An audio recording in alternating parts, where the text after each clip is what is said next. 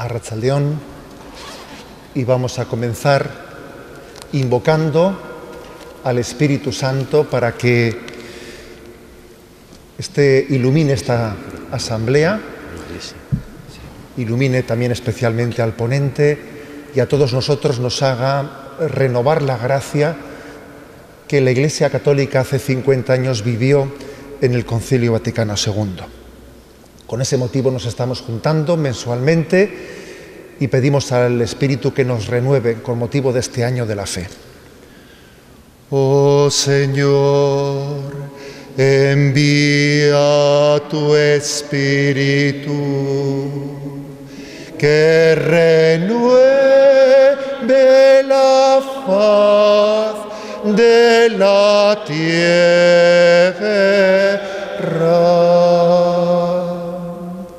Gure aita zeruetan zerana, santu izan bedi zure izena, etor bedi zure erreinua, egin bedi zure naia zeruan bezala lurrean ere, emaiguzu gaur egun ontako ogila, barkatu gure zorrak, guk ere gure zordunei barkatzen diegun ezkero, eta ez guten taldira eraman, baina atera gaitzazu gaitzetik. Oh Señor, envía tu Espíritu, que renueve la faz de la tierra. Sentarse un momentito.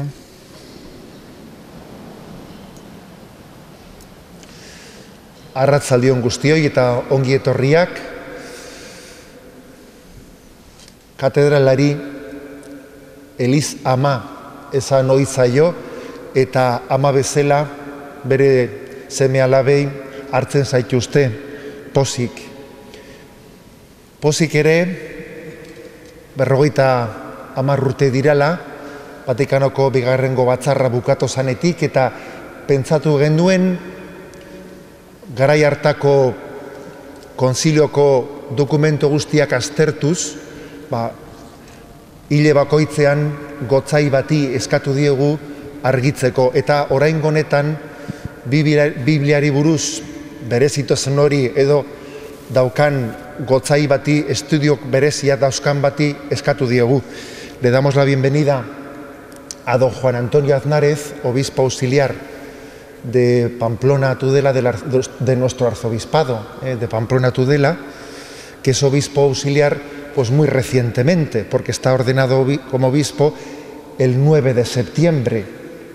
Todavía son, por lo tanto, unos meses de su ordenación episcopal, que tuvo lugar en la catedral, con una coincidencia para nosotros muy significativa, y es que él es de Eibar. Es nacido en Eibar y vivió hasta los 13 años aquí en Guipúzcoa y después marchó a la Ribera cuando su padre cambió pues de destino laboral. Pero bueno, pues la verdad es que yo le hice caer en cuenta de que providencialmente el día de su ordenación episcopal resultó ser un domingo que celebrábamos nuestra patrona de Guipúzcoa, Nuestra Señora de Aránzazu. Y bueno, pues creo que también es un pequeño signo de que nos alegramos mucho de tener también un obispo guipuzcoano como obispo auxiliar de la archidiócesis de Pamplona Tudela, y le pedimos a la Virgen de Aránzazu pues que desde esa advocación de nuestra Madre rodeado de espinos, pues que le mantenga fiel en medio de las pruebas, de las dificultades, y que le conceda pues unos años, los que Dios quiera, ¿no?, de plena entrega en el servicio episcopal. Él es escriturista, al igual que nuestro vicario general, don Joseba González. Estudiaron algunos años conjuntamente en el Bíblico de Roma, y siendo biblista nos parecía pues que era un obispo pues muy adecuado para explicar especialmente algunas pautas de la Dei Verbum, que es una de las constituciones principales del Concilio Vaticano II, que nos habla de la palabra de Dios. Y sin más, pues vamos a pedirle que hemos invocado al Espíritu Santo, a ese Espíritu Santo que es el que inspiró las Escrituras, y le pedimos también a Él, le pedimos al mismo Espíritu Santo que inspire también a don Juan Antonio para que nos pueda iluminar en este tesoro que hace 50 años nos ofreció la Iglesia con la Dei Verbum.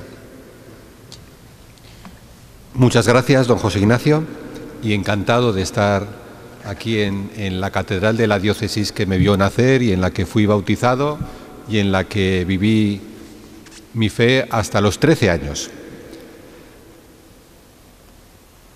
La Dei Verbum, como bien sabéis, significa la palabra de Dios. El Catecismo de la Iglesia Católica, en los números que dedica a este tema, al tema de la palabra de Dios, le pone un título al apartado muy significativo. El título es Dios al encuentro del hombre, y resume muy bien lo que es la palabra de Dios. ¿Por qué es para nosotros importante la palabra de Dios? Porque es Dios que sale a nuestro encuentro, Dios al encuentro del hombre. Es este uno de los documentos, uno de los frutos del Concilio Vaticano II más importantes. Curiosamente, es un documento muy breve en comparación con las otras constituciones conciliares, es muy breve, pero muy rico en contenido, denso y rico. Y responde a una necesidad de la Iglesia, a la necesidad de poner en el centro, más en el centro de la vida de la Iglesia, de la vida del creyente, la palabra de Dios. Y a la necesidad también de ofrecer una enseñanza autorizada y unas orientaciones que nos ayuden a redescubrir este inmenso tesoro, que es la Dei Verbum, la palabra de Dios. A redescubrirlo y a disfrutar de él. Hacía años que se sentía esta necesidad en la Iglesia.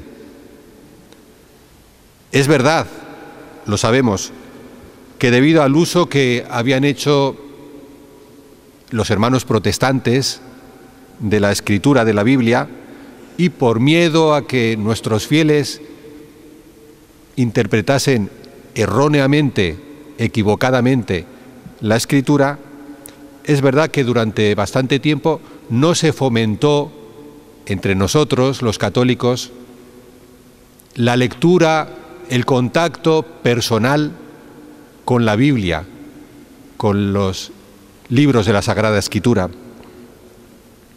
el contacto personal y comunitario. El hecho de que la misa se celebrase en latín también, hasta el Concilio Vaticano II, y las lecturas se proclamasen en latín, tampoco ayudaba a que aumentase esta familiaridad con el texto bíblico, con la palabra de Dios escrita. Entonces, la palabra de Dios llegaba al pueblo de Dios, llegaba por otros medios, llegaba filtrada, tenéis experiencia de ello, a través del catecismo. No estábamos ayunos de palabra de Dios, a través de la predicación, a través de la historia sagrada, a través del arte, los retablos, las fachadas de las catedrales, las imágenes, a través de la religiosidad popular, los misterios del Santo Rosario, el Vía Crucis, las procesiones, las novenas. Todo esto es cierto, es una gran riqueza. Pero, es verdad, faltaba el contacto directo, cotidiano, personal y comunitario con la Sagrada Escritura.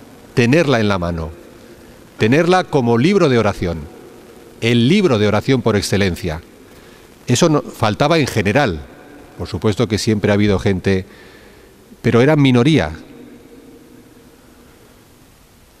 La Dei Verbum, este documento del Concilio Vaticano II, recoge lo mejor de todo lo que se había preparado antes, del magisterio de los papas, que ya habían trabajado este tema, y ya nos habían regalado una serie de encíclicas, lo mejor de los estudios bíblicos de los decenios precedentes. En ese sentido, este documento que habla sobre la palabra de Dios es el fruto del trabajo admirable de mucha gente, de estudiosos, de exégetas, de arqueólogos, de pastores, de los papas. Y una aportación evidente, una riqueza palpable, fruto del Concilio Vaticano II y de las indicaciones que ofreció la Dei Verbum, son, por ejemplo, los ciclos de lecturas de que disfrutamos. Lo sabéis, los domingos, para los domingos hay 3 ciclos de lecturas. Ciclo A, un año; ciclo B, el año siguiente; y ciclo C, el año siguiente. ¿Qué significa esto? Significa algo muy importante, que si tú vienes, celebras cotidianamente la Eucaristía Dominical, en el curso de 3 años escuchas lo más importante de la Sagrada Escritura. Cada 3 años, por así decirlo, la Iglesia los domingos le da un repaso a todos los textos de la Escritura. Fijaos qué riqueza. Y esto se lo debemos al Concilio Vaticano II, a la Dei Verbum. Y si va y resulta que además vienes a misa a diario, mayor riqueza. ¿Por qué? Porque para los días de labor, lo sabéis, hay 2 ciclos, año par, año impar. Es decir, que aún lees más palabra de Dios, escuchas más palabra de Dios. Y ya, si además rezas el oficio de lecturas, que no es exclusiva de los monjes ni de los curas, que es la oración por excelencia, la oración de la Iglesia, entonces, más riqueza todavía. E insisto, todo esto es fruto de esta pequeña constitución conciliar. A veces no nos damos cuenta de la riqueza que la Iglesia ha puesto en nuestras manos, de la generosidad con que ha abierto estos tesoros, para que no estén escondidos, para que no estén ahí guardados en el desván, sino para que estén en medio de nuestra vida, en medio de la vida de la Iglesia. Es muy significativo el mismo nombre de este documento, Dei Verbum, Palabra de Dios. No se titula este documento la Biblia, podía haberse titulado, pero no se titula así. Ni siquiera se titula la Sagrada Escritura, no, la Palabra de Dios. Y es significativo, porque una de las cosas más importantes y más iluminadoras de este documento es que nos ayuda a descubrir que la Palabra de Dios llega a nosotros, sí, a través de la Sagrada Escritura y a través de la Sagrada Tradición, que es un inmenso tesoro. Sagrada Escritura y Sagrada Tradición. Son como los 2 ojos con los que contemplamos a Dios. Yo tengo 2 ojos, pero lo que veo es una realidad, y mis 2 ojos me ayudan a verla en toda su entereza, con toda su verdad, y apreciar las distancias y los colores. Lo mismo, eso sucede con la Sagrada Tradición y la Sagrada Escritura. ¿Qué es la Sagrada Tradición? Es muy sencillo. Nosotros vivimos la palabra, nos lo dice el Evangelio según San Juan, es Cristo. Dios ha salido al encuentro del hombre y nos ha hablado. Ya nos ha hablado en la creación. La creación es como un inmenso y bellísimo libro que nos habla de Dios, en el que Dios nos nos habla. La belleza de la creación, la armonía de la creación, la abundancia, son una palabra de Dios. No solo del Dios que hizo las cosas al principio, no, del Dios que sigue manteniendo en el ser todas y cada una de las cosas. Y un Dios además generoso, y un Dios fuente de belleza, un Dios espléndido. La creación, importante. Y en un momento dado de la historia, Dios elige un pueblo, el pueblo de Israel, y se manifiesta a ese pueblo de una manera especial. Y llama a Abraham, y le promete una descendencia numerosa como las estrellas del cielo. Y llama a Moisés, y le envía para que rescate a su pueblo de la esclavitud de Egipto. Y manda a los profetas. Y ahí el Señor se va manifestando a ese pueblo, al pueblo de Israel, que ha sido elegido para preparar la venida del Mesías. De ese pueblo, la descendencia prometida a Abraham en realidad es Cristo. Entonces vemos cómo Dios, además de hablarnos en la creación, habla en la historia de este pueblo.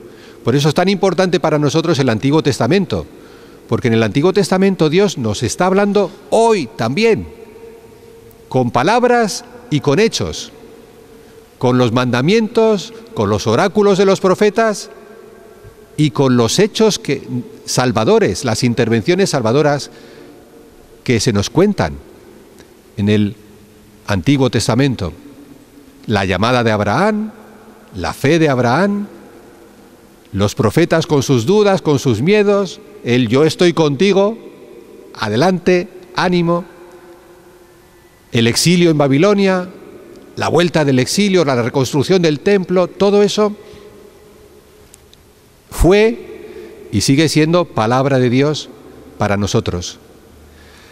Y en la plenitud de los tiempos, Dios envió a su Hijo, la palabra. ¿Qué significa? La palabra con mayúscula.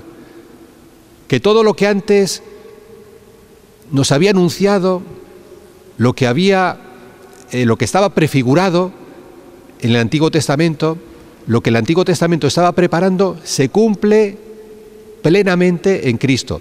Cristo nos revela plenamente, plena y definitivamente a Dios. Cristo, en el Evangelio según San Juan, dice: quien me ve a mí, ve al Padre. Ver a Cristo, escuchar a Cristo, acoger a Cristo, es acoger al Padre, es entrar en el misterio de Dios. Pero hay más. El evangelista Juan llama a Cristo, a Jesús, a la segunda persona de la Santísima Trinidad, la llama palabra. Palabra que se hace carne, que se hace hombre. Pues bien, ese es Jesucristo, la palabra encarnada, la segunda persona de la Santísima Trinidad que toma nuestra carne y que nos cuenta a Dios, que nos enseña quién es Dios, que nos conduce a Dios, que hace posible que el hombre que estaba de espaldas, que había roto con Dios, se vuelva a Dios y se ha reconciliado con Dios. Es lo que acabamos de celebrar y seguimos celebrando, tenemos muchos días por delante en la Pascua. Pero Cristo es palabra, palabra con mayúscula, no solo porque nos revela a Dios, nos lleva a Dios, nos da a Dios, y Él mismo es la segunda persona de la Santísima Trinidad, sino que también Cristo revela el hombre al hombre, como nos dice muy bellamente otra constitución conciliar, la Gaudium et Spes. Es decir, nos enseña en qué consiste eso de ser hombre, pero enteramente, en plenitud. ¿Cuál es el proyecto original de Dios? ¿Cuál es nuestra vocación, nuestra altísima vocación? Y nuestra altísima vocación es reproducir la imagen de su Hijo, ser otros Cristos, vivir la vida de hijos de Dios.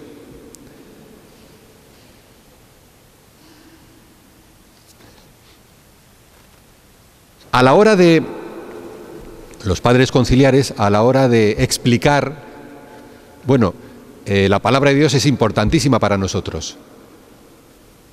¿Por qué?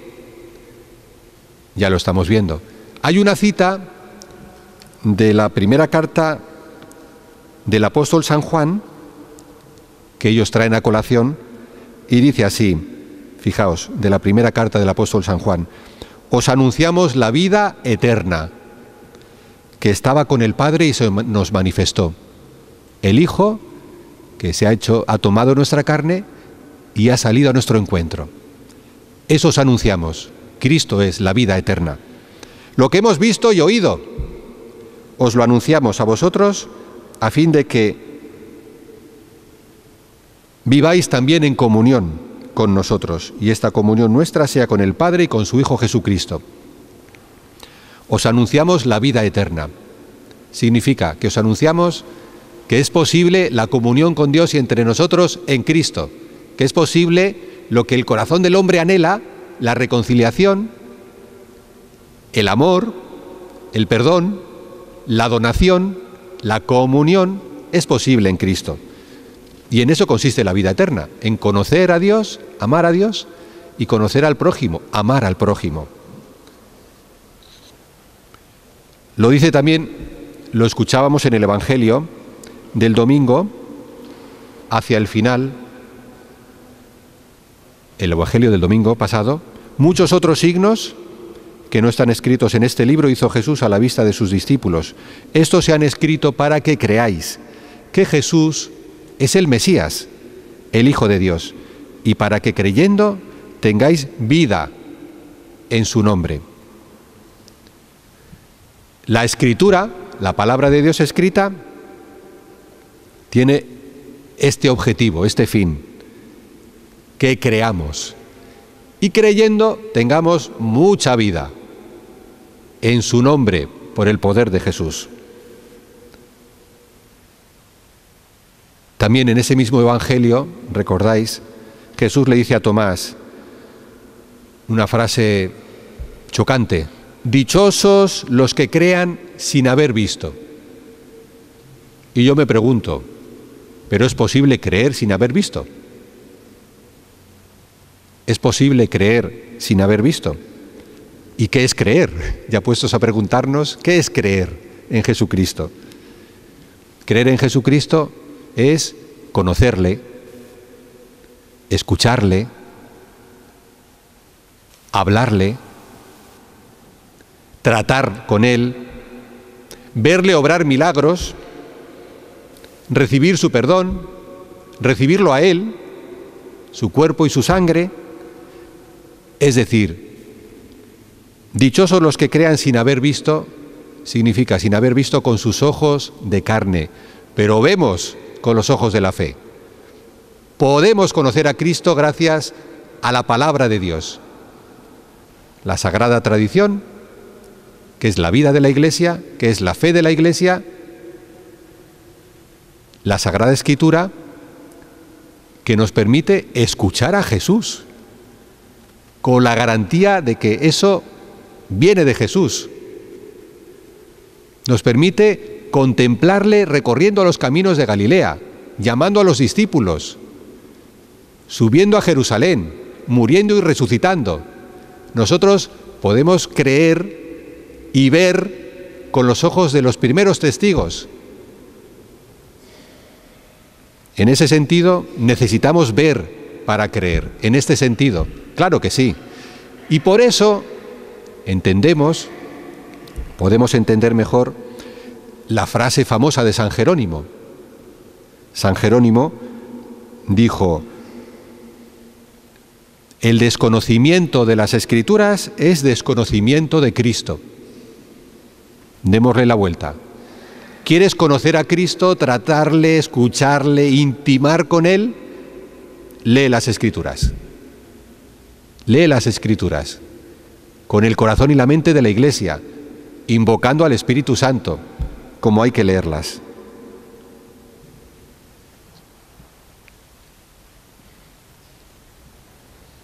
Dios, movido por su gran amor, nos dice la Dei Verbum, habla a los hombres como amigos y trata con ellos. El móvil de Dios, lo que le ha movido a salir a nuestro encuentro es la inmensidad de su amor. El objetivo es que seamos sus amigos, sus íntimos, sus hijos, y que nos tratemos con Él, que haya una relación viva con Él.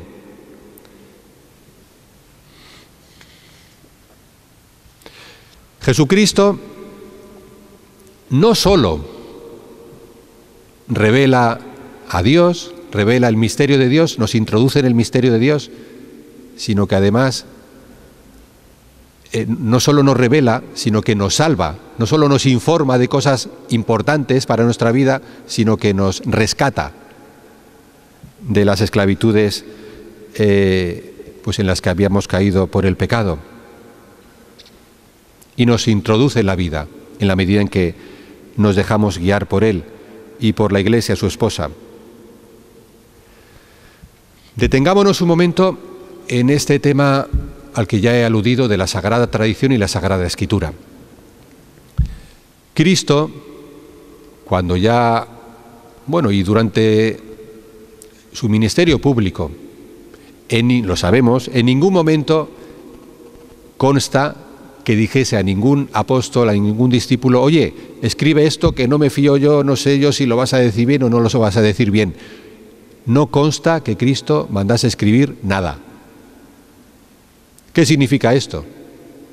Pues significa que los apóstoles, cuando reciben el mandato misionero y de anunciar el Evangelio a todos los pueblos y bautizadlos en el nombre del Padre y del Hijo y del Espíritu Santo, está invitándoles a anunciarlo de viva voz y con su vida y con su testimonio y con su entrega. Y esto es lo que llamamos la tradición apostólica, la tradición con mayúscula. Ellos aprenden de Cristo, han escuchado muchas cosas, algunas no las han entendido del todo, las entenderán después con la luz del Espíritu Santo, le han visto hacer muchas cosas, algunas las entenderán también en toda su profundidad después de la Pascua, y con lo que han aprendido de Cristo, con lo que el Espíritu Santo luego les enseña de lo que ya habían visto y oído a Cristo, eso es lo que llamamos el depósito de la fe, esa es la sagrada tradición, la tradición apostólica. Que hay una cita muy interesante de Pablo. Pablo habla de cómo le invita a los fieles a guardar las enseñanzas que les ha dado verbalmente, oralmente y por escrito. Con las cartas de Pablo ya empiezan a surgir los primeros escritos.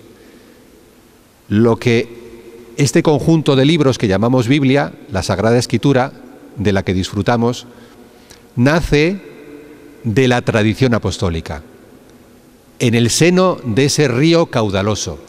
Es un regalo fruto de la tradición apostólica. En un momento dado, los mismos apóstoles empezaron a poner por escrito parte de esa riqueza de palabra, de esa predicación, de esa vida. Y así van surgiendo poco a poco en el seno de la Iglesia, en el seno de la tradición apostólica, van surgiendo los escritos que luego constituirán la Sagrada Escritura. ¿Por qué estos libros y no otros? Pues porque es la Iglesia, inspirada, asistida por el Espíritu Santo, la que descubre en estos libros y no en otros la fe de la que está viviendo, la fe que se le ha anunciado, la fe que le está dando la vida. Y ya veis cómo en el seno de la Iglesia, en el seno de la tradición, nace la Sagrada Escritura. Y la Sagrada Escritura no agota la Sagrada Tradición. La constitución jerárquica de la Iglesia, obispos, el Papa, los sacerdotes, el pueblo de Dios, los sacramentos, la celebración de la Eucaristía, el credo y tantas otras cosas pertenecen a la sagrada tradición, que no está en contradicción con la palabra de Dios, sino que es el seno materno y es como el humus, el suelo, en el que la sagrada tradición no solo nace, la Sagrada Escritura no solo nace, sino que se mantiene viva y es actualizada permanentemente. Testigos privilegiados de esto que llamamos la sagrada tradición son los santos padres, que están ahí muy cerca de las fuentes. Y los grandes entendidos en la palabra de Dios, sagrada tradición y sagrada escritura, los grandes entendidos, los mejores exégetas son los santos. Los santos. Los santos, empezando por Santa María, que es la gran exégeta, la mejor entendida. ¿Por qué? Pues porque entiende, de verdad entiende el que ama. Y los santos lo que han hecho ha sido sorprenderse, lo primero, ante Dios que irrumpe en su vida, que sale a su encuentro, que les ofrece el perdón de los pecados, que les llama a compartir su misma vida y alimentan esta amistad, este conocimiento de Cristo, esta fe, de muchas maneras y especialmente con los sacramentos y con la palabra de Dios. Y en su vida vemos plasmada esa palabra. Ellos sí que han entendido muchas cosas que a veces a nosotros pues nos cuesta entender tal y como lo entiende muchas veces la Sagrada Escritura, que significa poner en práctica. Por supuesto que con su gracia. Sagrada tradición, Sagrada Escritura y magisterio de la Iglesia. El papel del magisterio es servir a la palabra de Dios. El magisterio es el primero que se pone a la escucha de la palabra de Dios. Los pastores somos los primeros que necesitamos escuchar a Dios y necesitamos dedicar ratos a la palabra de Dios escrita, para no ser predicadores vacíos, para ser los primeros que nos dejamos iluminar y nos dejamos corregir, enriquecer y sanar por esta palabra. El magisterio es también custodio de esta palabra. Tiene la misión de preservarla en su pureza y garante de su transmisión fiel, de su transmisión íntegra y de su transmisión viva, de esta palabra que está viva. Hay un número de la Dei Verbum, me voy a detener un momento, particularmente importante, y es el número 12, el párrafo largo en el que se habla de la interpretación de la Biblia. Pues es verdad que muchas veces más de una vez os habrá pasado, especialmente con el Antiguo Testamento, que igual lo abres o escuchas y dices, pues no he entendido nada. Hombre, a veces no es fácil, es verdad que necesitamos ayuda, es cierto. Entonces, la Iglesia, que es madre, en el número 12 de esta Dei Verbum, nos ofrece unas pautas muy importantes. En la primera parte, parte de lo que es la palabra de Dios. En concreto de la palabra de Dios escrita. La palabra de Dios escrita es palabra de Dios en palabras de hombres. Palabra de Dios en palabras de hombres. Y esto tiene unas consecuencias prácticas muy concretas. Palabra de Dios en palabras de hombres. Significa que los autores sagrados no son autómatas, no son meros escribientes, sino que hay un misterio de colaboración entre Dios, la inspiración divina, y el autor humano, Y aquí cada autor se nota su personalidad, se notan sus gustos, se nota su formación, se nota el tiempo en que escribe. Es decir, son personas de carne y hueso, como tú y como yo. Y por eso es importante, para entender lo que dice la Escritura, saber averiguar lo más que se pueda de cómo era el tiempo en que vivió el autor, de cuáles eran las circunstancias, a ser posible entender bien la lengua que manejaba, los recursos, cómo se explica, la edad, el tiempo en que se escribió, todo eso para entender lo que dice el texto, lo que llamamos el sentido literal, el sentido primero. Entonces la Iglesia anima a los estudiosos pues a ser serios y a ser profesionales. Y todo lo que nos pueda ayudar, la arqueología bíblica, la historiografía, la historia, la filología, toda ayuda es bienvenida para entender el texto, ese oráculo de Isaías, ese texto del Éxodo, en su sentido primero, en su sentido literal, que no agota la riqueza del texto bíblico. Pongamos un ejemplo. Israel, que sale de Egipto, que se encuentra con los egipcios, el ejército egipcio detrás, el mar delante, una situación aparentemente desesperada. Dios que dice a Moisés, extiende el bastón y se abrirán las aguas, y que se abren las aguas y que pasa, y lo imposible se hace posible. Dios abre caminos en el mar. Bueno, aquí el sentido literal ya lo sabemos, pero hay muchos sentidos ahí escondidos, y cuando Cristo muera y resucite,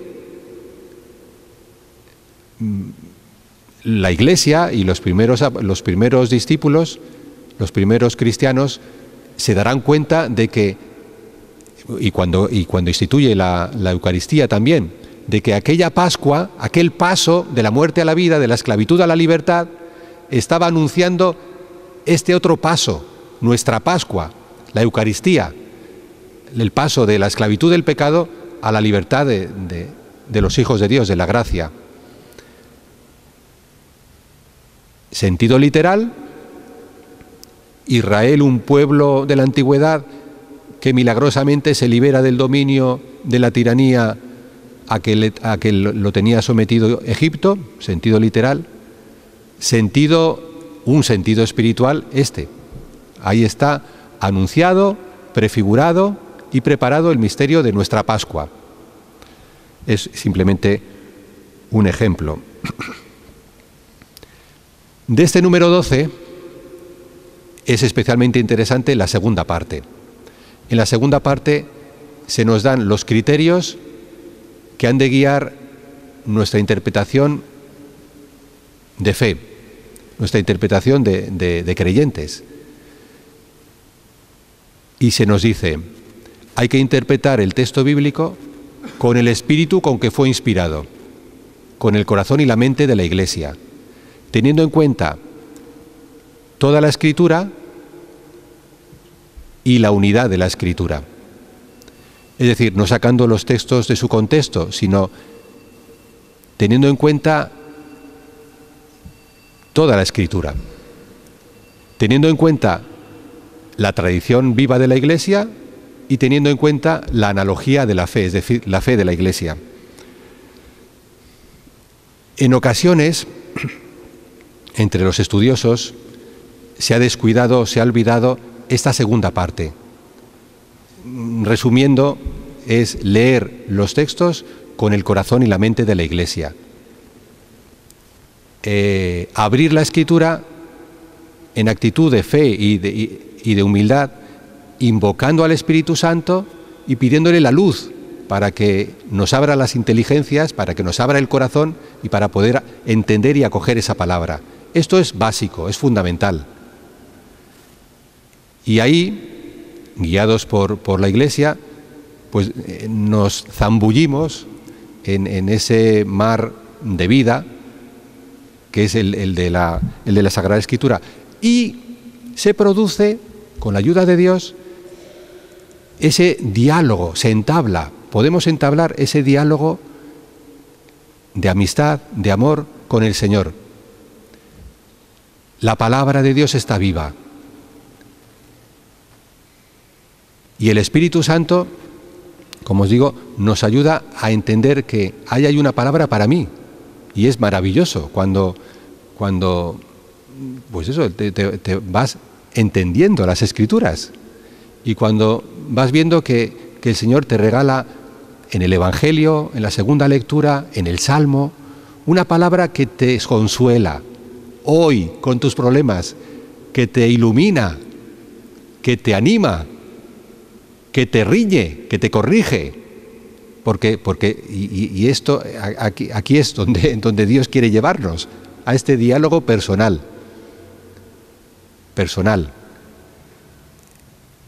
Y un diálogo personal que no quiere que se limite solo a esos ratos de oración, sino que la virtud de la palabra de Dios, el contacto con ella, nos va familiarizando con el lenguaje de Dios en la historia, en la vida, en las cosas que pasan. Y también ahí podemos empezar a entablar un diálogo con el Señor. Y Él nos va abriendo la mente para entender el lenguaje de Dios en los hechos, en las cosas que pasan por ahí fuera y que me pasan a mí. Y hacerle preguntas y a esperar también sus respuestas. De manera que ya veis cómo ese diálogo de amigos, ese diálogo amoroso, estamos llamados a sostenerlo, a disfrutar de él las 24 horas del día. Pero es muy importante acudir a esta escuela, a la escuela de la palabra, para aprender el ABC del lenguaje de Dios, como os digo. Hay una analogía, una comparación muy interesante que nos ofrecen los padres conciliares para explicarnos el misterio de la palabra de Dios en palabras de hombres. Nosotros tendemos a decir, bueno, o es esto o es lo otro. Bueno, o es palabra de Dios o son palabras de hombres. Pero no, es que eso es las dos cosas. ¿Y eso cómo se entiende?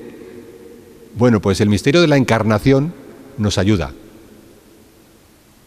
Porque podríamos decir, no, bueno, Jesús o es Dios o es hombre, pero a mí no me líes. Y nuestra fe nos dice, con toda certeza, que Jesús es verdaderamente hombre, enteramente hombre, en todo igual a nosotros, menos en el pecado, y enteramente Dios. Bueno, pues esto de alguna manera nos sirve para entender el misterio de la palabra de Dios escrita, que es enteramente humana, por eso se puede estudiar como se estudian los otros libros, y vale la pena hacerlo, y la Iglesia nos anima a ello, y enteramente de Dios. Y por eso tiene un valor perenne. Y por eso, por mucho que escuches la parábola del hijo pródigo, cualquier texto bíblico, siempre que lo escuches en actitud de fe, abierto a las sorpresas de Dios, abierto a su voluntad, es inagotable. Es inagotable. Voy a terminar pues ofreciéndoos algunas pistas. Se pueden decir muchísimas más cosas, pero tampoco quiero extenderme mucho. Yo no sé qué contacto tenéis personalmente con la palabra de Dios, si lo tenéis o no, si es más amplio o menos amplio. Sí que os animo, si no lo hacéis ya, a leerla cada día. Hay un sistema muy sencillo que muchos me imagino que practicaréis con materiales como los del Evangelio del día. Vale la pena leer el Evangelio cada día. Y si vienes a misa a diario, vale la pena leerlo de víspera. Antes les contaba esta mañana a los curas un ejemplo que a mí me ayudó. No sé si a vosotros os ayudará. El otro día fui al zapatero, que tenía que hacer un arreglo en los zapatos, y mientras esperaba, ahí en Pamplona, pues me fijé que tenía una serie de productos allí a la venta y, entre otras cosas, betunes. Y le consulté, como entendido, le dije, oye, ¿qué me aconsejas para darle a los zapatos? Y me dijo, oye, pues mira, hay algunos productos, ya sabes, de estos que haces chip, chip, chip, y te queda muy brillante. Y ala, venga, corre. Como estamos en la civilización de las prisas, corre, corre, corre. Y dice, pero no te lo aconsejo, porque acabas estropeando el zapato. Entonces, ¿qué me aconsejas? Me dice, pues mira, lo de toda la vida. Coge el betún, con un trapo le das a los zapatos por la noche y deja que durante toda la noche vaya ahí penetrando y regenerando y alimentando de alguna manera esa piel. Y ya por la mañana, pues le das con otro trapo y le sacas el brillo. Y para mí fue iluminador, porque es que tal cual es, esto es a lo que somos invitados. Cuando somos invitados a escuchar y a coger la palabra como la Virgen María y a meditarla en el corazón. Ante la palabra, déjate de prisas. Y por eso, lo que os digo, leer, por ejemplo, el Evangelio de mañana por la noche, invocando antes al Espíritu Santo, humildemente. Espíritu Santo, ilumíname, ayúdame. Lo lees despacio y como el betún, deja que vaya penetrando. Ya está, tú ya te echas a la cama y te acuestas con la palabra de Dios dentro. Oye, mano de santo, de verdad que es una gran ayuda, ¿eh? Es una gran ayuda. Es que es esa semilla que crece sola. A veces nos parece que todo depende de nosotros. Si nosotros básicamente a lo que nos llama es a ser acogedores, a abrirnos a la gracia de Dios y a dejar que la gracia obre en nosotros. Pues esta es una manera muy sencilla, ¿ya veis? Vete acuéstate con la palabra dentro. Y qué mejor que la palabra del Evangelio. Hay muchas otras formas. Yo sí que os invito a estar con las antenas desplegadas. Y cuando veáis pues un grupo de Biblia, un grupo en esta parroquia, en mi parroquia, que se reúne el párroco con unos cuantos para leer las lecturas del domingo y comentarlas juntos. Aprovecha, deja la telenovela y todo lo que haga falta. No compares. Y bueno, y otros medios que vayan pudiendo estar a nuestra disposición. Y antes, muy sabiamente, nos decía vuestro obispo, invocación al Espíritu Santo y oración especial a la Virgen María, que es la gran experta. O sea, el modelo es la Anunciación. El ángel que anuncia, cada vez que abres la Escritura, ahí está el ángel trayéndote buenas noticias. Siempre. Y si te dice que eres un idólatra, también es una buena noticia, porque te está diciendo, conviértete, que te estás arruinando, vuélvete al Dios vivo. Siempre es buena noticia. Y la invitación a la que somos invitados, a la que nos invita la Iglesia, es a imitar a María, que acoge esa palabra, que responde, dice, pues no lo sé, mi Señor, no entiendo mucho, no sé cómo va a poder ser. Que vuelve a escuchar el Espíritu Santo, tú tranquila, que esto lo va a hacer el Espíritu Santo. Ah, bueno, hágase en mí según tu palabra. Aquí está resumida toda la lección divina, toda la riqueza de la Escritura, porque ya veis que este libro en realidad no es un libro, es una persona. Y siempre que lo abrimos con fe y que lo abrimos como la Virgen María y que escuchamos humildemente, sin pretensiones, sin exigencias, con paciencia, guardando en el corazón esta palabra, meditándola, siempre actúa. Siempre. El otro día oía uno muy salado que decía, no, si a mí lo que me causa problemas no son las palabras de la Escritura que no entiendo, sino las que entiendo. Esas sí que me dan problemas. Las que no entiendo, mira, pero las que entiendo, Entonces, lo que dicen los santos padres, tú no te preocupes, es que yo no sé, yo soy torpe, tal. Tú fíate y deja que te riegue esta palabra y deja que penetre y ella ya hará su obra dentro de ti. Déjate de excusas.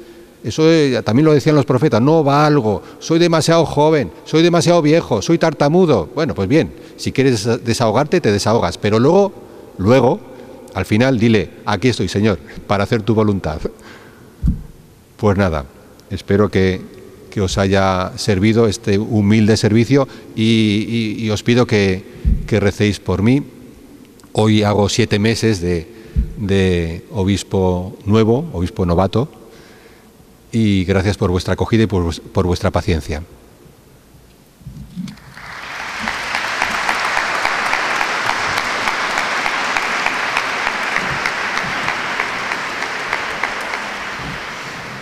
Y le vamos a pedir a don Juan Antonio que nos dé la bendición y nos despedimos de esa manera. Muy bien.